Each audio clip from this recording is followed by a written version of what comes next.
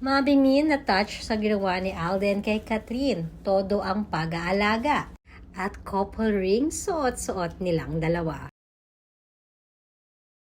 Halos hindi mahulugang karayom ang Dubai International Airport kanina nang dumating ang Kathden. Hindi pa nga nakakalapag ay madami na ang talaga namang nag-aabang sa kanilang dalawa. Grabe ang naging pagtanggap ng mga netizens sa Kathden hanggang sa paglabas ng airport ay hindi magkamayaw ang mga Kathden fanatics.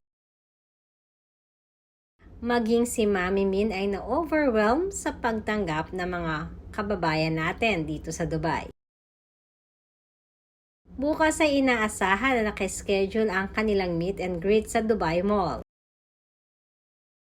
Samantalang ayon sa aming source ay hindi maganda ang pakiramdam ni Catherine simula kahapon pa. Kaya naman pagdating pa lamang ng Dubai kanina ay sobrang masama na talaga ang damdam ni Catherine. Mapapansin din sa kanyang mga pictures na inilalaban lamang ni Kath ang kanyang sarili para na rin sa kanyang mga tagahanga. At knowing Catherine, napaka-importante para sa kanya ng kanyang mga fans. Matatanda ang last time din ng kanilang naging meet and greet sa Dubai sa Hello Love Goodbye ay kasama din niya si Mami Min. At maging sa kanilang sequel ay kasama pa rin niya si Mami Min sa kanyang pagpunta ng Dubai. Ayon na rin sa aming source, sobrang na-touch di umano si Mami Min sa ginagawang pag-aalaga ni Alden Richards sa anak na si Catherine.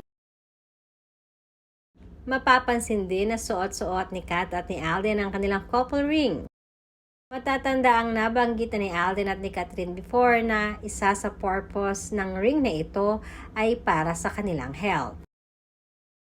Hiling naman ng mga Kathden fanatics na sana di umano bukas ay lalo pang mas umayos ang pakiramdam ni Catherine Bernardo.